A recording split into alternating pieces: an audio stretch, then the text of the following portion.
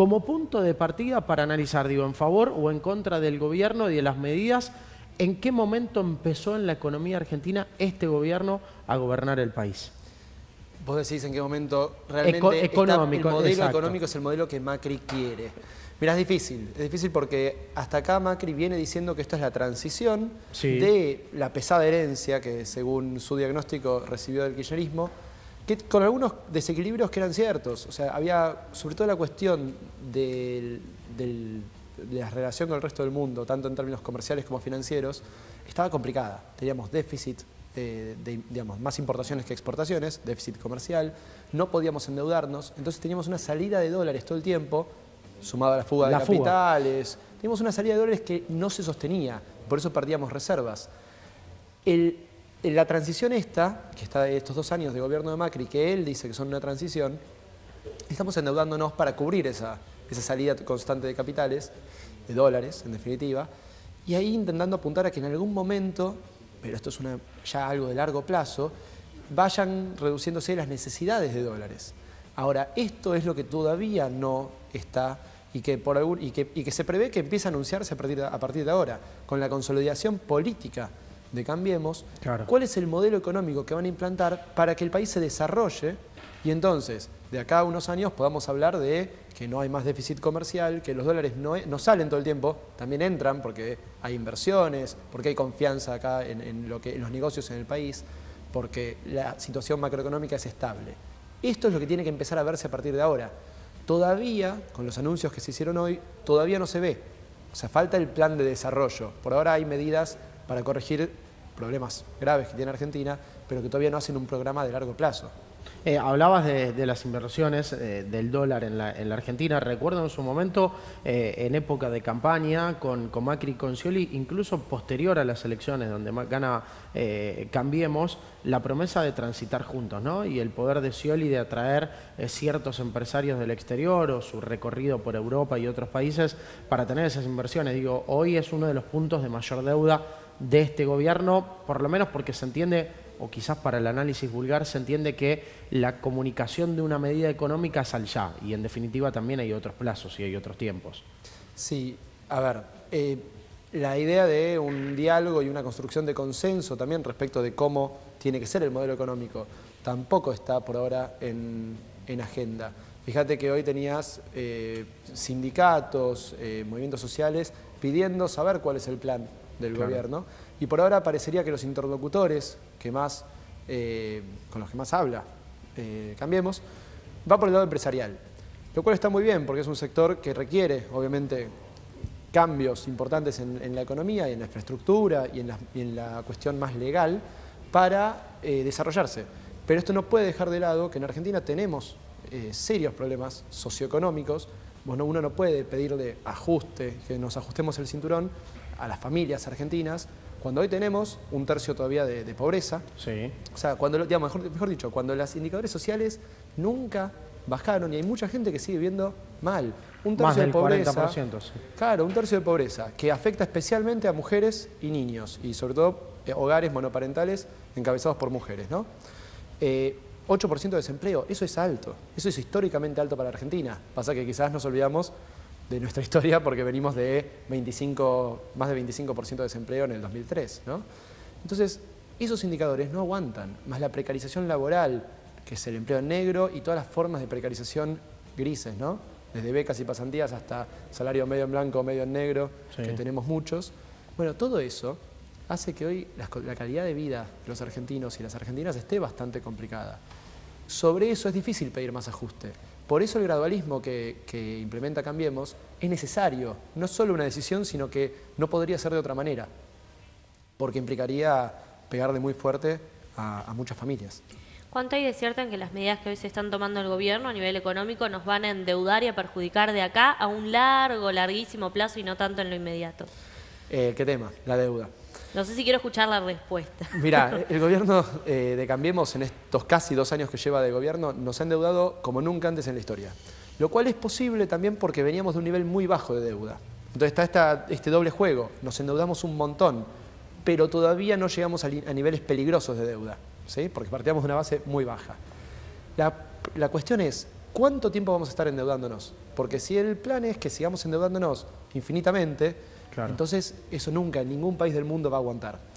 Y es un modelo que en Argentina ya hemos probado, fue el modelo de la segunda mitad de la convertibilidad, si querés, y no aguantaba porque en algún momento te dicen, no te presto más, y te quedaste sin dólares, te quedaste sin financiamiento para tus gastos, para tus importaciones, y ahí se corta la cadena y se corta la economía. Y cuando se corta todo eso, se corta la cadena de pagos, se cortan las importaciones de insumos para que la industria o el campo produzcan, y ahí se va a pique la economía y tenemos las crisis que tenemos recurrentes. Entonces, la pregunta es, el endeudamiento es una gran herramienta para hacer una transición, y eso es la promesa. Pero lo que falta todavía es hacia dónde estamos yendo, cuál es esa política de largo plazo que nos va a desarrollar y a impedir entonces que dependamos eternamente de deuda. Sí, porque además al mismo tiempo se les da mucho lugar a la toma de decisiones a las empresas. Entonces, hay un montón de medidas paralelas que se están tomando que no dan buenas indicaciones a futuro, me parece. Por más de que haya una intención de graduar el cambio y de que sea una transición, por otro lado, las medidas que se toman en lo inmediato indican que no se está pensando en el mayor bienestar. Claro, a ver, por eso decíamos, hay un gradualismo hacia dónde quiere ir Cambiemos, que es una economía mucho más desregulada, donde los sectores privados puedan decidir más libremente, que en algunas cosas estaría muy bien y en otras hay que tener mucho cuidado, porque cuando vos le das libertad a sectores que tienen distinto poder, y acá convengamos, esto es algo básico, no tiene el mismo poder un empresario para contratar que un trabajador que busca laburo. El trabajador siempre está en desventaja porque hay muchos otros trabajadores buscando el mismo laburo, salvo por supuesto los laburantes más especializados, los 2 o 3 en cada rubro. Pero en general eso siempre es un problema y ahí es donde el Estado suele tener que mediar. Los sindicatos son la herramienta usual de los trabajadores para defenderse, para acumular algún poder, para contrarrestar, equilibrar esa balanza. Y el Estado siempre es una herramienta que tiene que terciar en ese conflicto de poderes, ese conflicto de intereses, que es inevitable, es inherente a nuestra sociedad. Bueno, ahí está la cuestión. ¿Cómo haces hoy para, en un Estado que intenta desligarse de muchas de esas responsabilidades, que no pierda el más vulnerable, que en este caso son los laburantes, y sobre todo los laburantes que ya vienen muy golpeados en Argentina históricamente? Y respecto de esa situación del atraso para un gran sector en la Argentina, pero también del nivel del empresario y del trabajador, está en el medio ahora, y ya anunciado por el gobierno, la reforma laboral.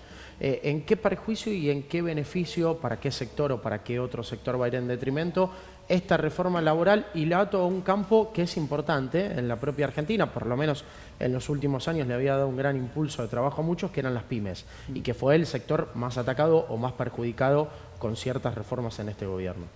Sí, a ver, todos vamos a poder decirte, conocemos a alguien que no labura y cobra de acá, sí, o todos hemos tenido algún lugar donde hemos chocado con burocracias importantes que nos complican laburos, que nos complican negocios, que nos complican nuestra mera subsistencia, ¿no? Ir a buscar desde un plan social, el que lo necesita, hasta poner un negocio. Entonces, ahí atacar esos nodos de burocracia y incluso de mafias, que las hay, con el poder que tiene el Estado, está buenísimo. Y eso lo vamos a bancar siempre todos. Bueno, Macri hoy habló de estar lejos de un Estado lento. Claro, bueno, el Estado es lento en muchas partes, los sindicatos son lentos en muchas partes, los empresarios son lentos en muchas partes. Acá no hay una responsabilidad única. Hay que ir por todos esos nodos de burocracia y de conflicto y de mafias. Pero acá la cuestión es que no paguen justos por pecadores. Sí, para poder atacar ahí un par de nidos de conflicto, que podrías ir más rápido si vas directo, si los detectás. Que además, todos sabemos que en el poder se sabe quiénes son los lugares clave. Si en vez de eso haces una reforma general donde quitas derechos a los trabajadores, porque el problema es el costo laboral de las empresas son los derechos laborales de los trabajadores. Hay un equilibrio ahí que no podemos perder. Y también tener en cuenta esto, si nosotros jugamos a desarrollar el país intentando bajar el costo laboral, que eventualmente es bajar el salario o los derechos, porque es la obra social, es la ART, que si tenés un accidente es lo que te salva de no tener más ingreso, es tener una jubilación un día. Si nosotros olvidamos eso y creemos que vamos a bajar el salario para competir por bajo salario, nunca vamos a llegar al nivel de salarios bajos que hay en el sudeste asiático o en África. países que tienen realmente salarios paupérrimos, salarios muy chicos, pero que vienen de otras historias, vienen de dictaduras, vienen de regímenes totalitarios absolutos, no tienen los derechos que hemos adquirido los laburantes argentinos. Renunciar a eso es imposible.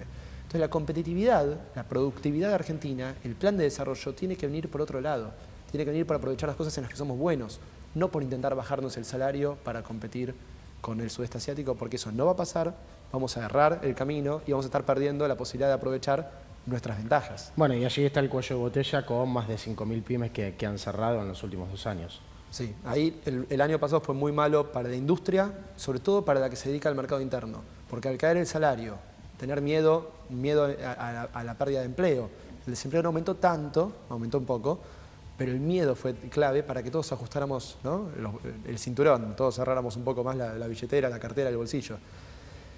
Y entonces era lógico que lo que podíamos dejar de comprar en la roticería de la esquina, ¿no?, o el que se podía dar el lujo de tomarse un taxi y pasaba a tomarse el colectivo de vuelta, son ajustes que pegaron mucho en el pequeño comerciante, en el pequeño proveedor de servicios acá en la ciudad, en la provincia, en los pueblos y las ciudades de nuestro país, ¿no? Y además la retracción de la obra pública, la construcción, que es otro gran empleador, muy masculinizado, ¿no?, el sector, pero es un empleador importante, también cayó mucho el año pasado. Este año, 2017, empieza a recuperarse, y está buenísimo que lo haga, de la mano de la obra pública, de la mano un poco del sector inmobiliario y constructor privado que empieza a levantar, con los créditos UBA y todo esto, y también de la mano de que alguito se está recuperando el salario. Sobre todo en algunos sectores. Quizás no es general, no a todo el mundo le llegó la recuperación salarial, pero algunos sectores sí. Y ahí es donde empieza a recuperarse un poco el consumo. Sí, sobre todo digo donde en mayoría de casos paritarias está por debajo del nivel de inflación, ¿no?, a lo largo de este año como producto. Claro, exactamente. Y allí hay una pérdida. Este año estás ahí, hay varias que le están empatando, alguna le está ganando, varias te quedaron ahí, como que no pierden tanto este año. Pero sí, es como decís, esas son las paritarias. Las paritarias alcanzan a algunos millones de personas en Argentina, 4 millones si no me acuerdo mal, pero pensá que 4 millones sigue siendo el 10% de la población. Sí, muy poco. Con lo cual, ¿qué pasa con todo el resto de los laburantes? La gente que está fuera de paritaria, la gente que está no registrada o la gente que no tiene laburo. Y decíamos, 8% de la gente que está activa económicamente, que busca empleo, o no tiene. Que no lo encuentra, creo. No lo encuentra. Entonces, ¿qué hacemos con esa gente que realmente tiene problemas?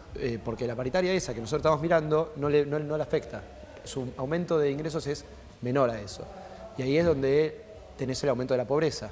¿Por qué? Porque los sectores que ya venían más golpeados, claro, siguen siendo más golpeados. La inflación, como bien dijo Macri hoy, la inflación es un problema que ataca especialmente a los sectores más vulnerables, porque son los que no pueden ajustar sus ingresos de la misma manera y además porque la inflación en Argentina suele concentrarse en el sector de alimentos y bebidas, que es lo que no podemos dejar de comer, ¿no?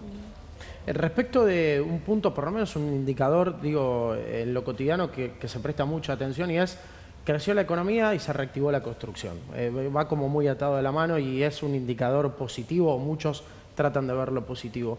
¿Qué rol le ves a la construcción en este momento económico de la Argentina, hacia el futuro también inmediato, hacia el sindicalismo también? En la ciudad de La Plata la detención del Pata Medina por lo menos tenía hasta un 55% de sobreprecio de trabajo y la burocracia del tiempo que duraban esas obras.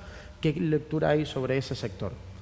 Bueno, a ver, la construcción es clave, igual que la industria, porque uno puede querer desarrollarse, insisto, de distintas maneras, pero el empleo no lo podemos olvidar porque eso es lo que nos da de comer a todos. Y la construcción y la industria son los dos sectores que emplean mucha gente. Por eso el año pasado fue tan difícil, porque la construcción estaba bastante paralizada y la industria estaba en recesión. Este año que se está recuperando lentamente la industria y un poco más rápido la construcción, es bueno. La construcción empezó el año levantando de la mano de la obra pública. ¿Sí? En todo el país vimos, y es lógico en un año electoral, que la obra pública empezaba a construir puentes, a pavimentar caminos, a hacer las plazas, ¿sí?, en todas nuestras localidades del país, y eso ayuda a emplear gente. Y después siguió levantando de la mano ahora de los créditos hipotecarios, que es un boom interesante para analizar, porque es inédito semejante cantidad de créditos hipotecarios, dados además por bancos privados. Sí, exacto. Justamente porque no hay riesgo, hay un riesgo importante que hubo siempre en Argentina con los créditos hipotecarios, que es que yo te estoy dando un crédito a 30 años, por decir algo, ¿y qué pasa con la inflación en el medio? Exacto. Como estos nuevos créditos, la inflación se la va a comer el que debe la plata, va a tener que ajustar y pagar toda la inflación, entonces el banco pierde el riesgo que ha transferido al que toma la deuda. Que está bueno en el sentido de aumentó la oferta de créditos. Y eso permitió entonces que aumentara la gente que puede sacar un crédito hipotecario, acceder a vivienda, y ahí está la demanda para la construcción. Entonces acá hay algo que empieza a alimentar una recuperación económica. Siempre hay que tener cuidado porque los créditos UVA hay que analizar cada caso de cada familia que va a tomar un crédito, si le conviene el crédito UVA, si le conviene un crédito tradicional, porque 30 años de endeudamiento. ¿Cómo se ajusta al futuro? Claro. Es complicado. En este país pensar el largo plazo es imposible. Es siempre complicado.